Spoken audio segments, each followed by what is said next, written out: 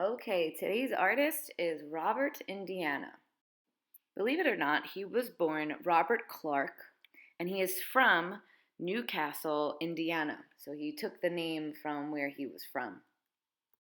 He's known for being part of the pop art movement, which means popular culture. His work is bold, simple, iconic images, especially numbers and short words.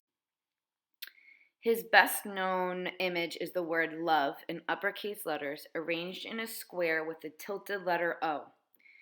This image was first created for a Christmas card for the Museum of Modern Art in 1964.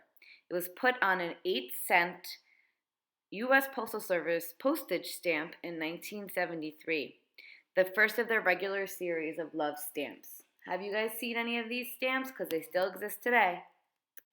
Has anyone seen this sculpture in New York City? This is one of his most famous pieces, the love statues. He created the word love came from one of the churches that he attended while he was a kid. So it has a spiritual kind of understanding for him. As far as I'm concerned, love is still the most important thing.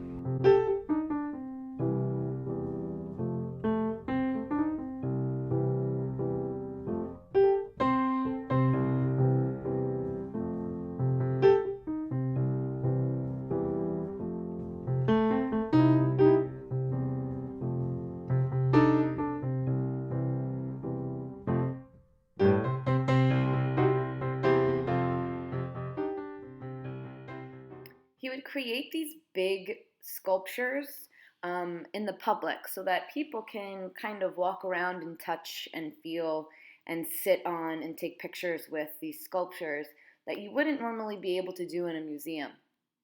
Obviously, not too many people go to museums. More people are going to ball games and other things.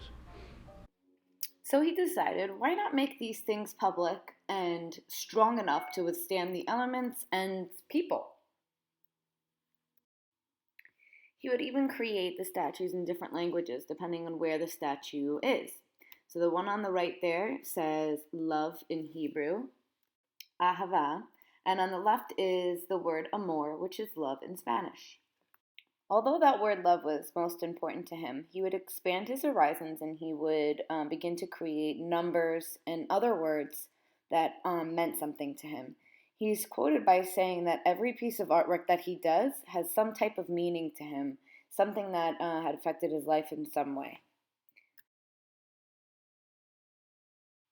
Although his sculptures were what is making him the most well known, he of course still does installations and gallery and museum shows. So you can still see his artwork in the galleries and museums, but he's also created this public art so that people can see it and access it if they don't are not able to.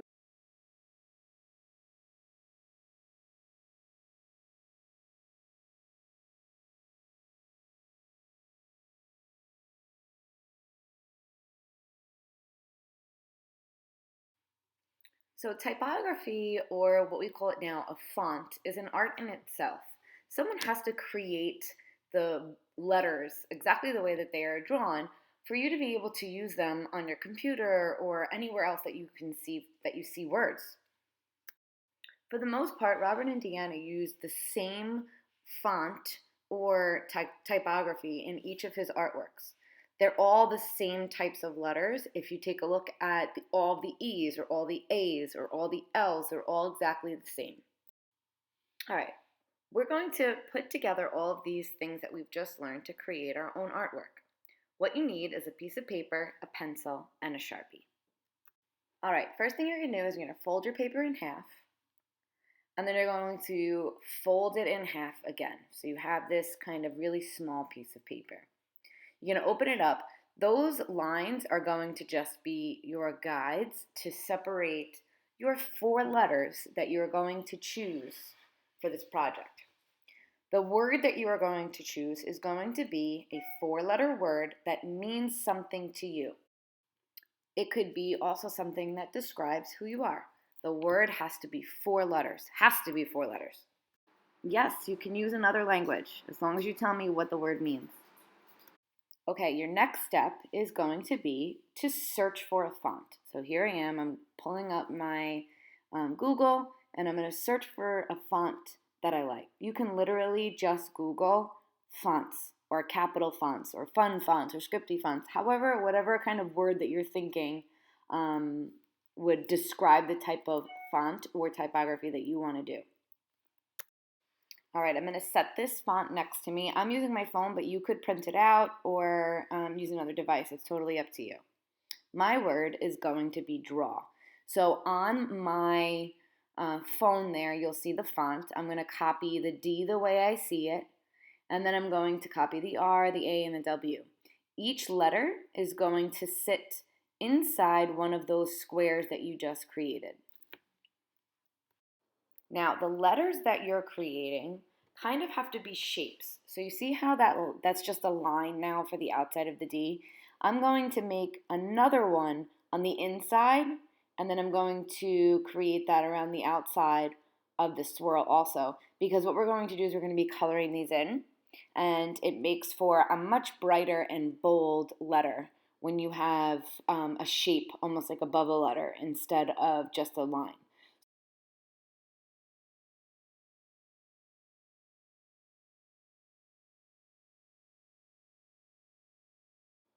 All right, so now what we're going to do is super important. We need to outline these letters to make them pop. So you're not going to do any of those crossovers. So anywhere where a line crosses over another part of it, you're going to kind of outline around it, kind of like what I did to the top of that D there. So you're not going to go through any of the lines, you're going to outline them so that they become an entire full shape. See how on the bottom of that D there I didn't trace that line? So now you're going to outline the rest of this, and then you're going to erase your pencil lines. That's super important because you don't want those little guidelines to be seen when you color it in.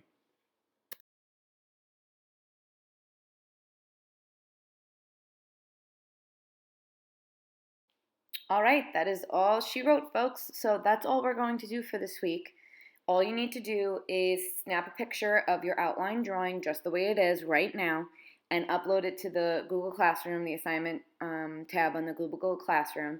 Please, please, please do not color these in yet. We're going to do that in a special way next week. So I need you to just upload what you have right now, just the outline of your word. I'm so excited to see the words that you think describe yourselves. Hope you guys have a great week.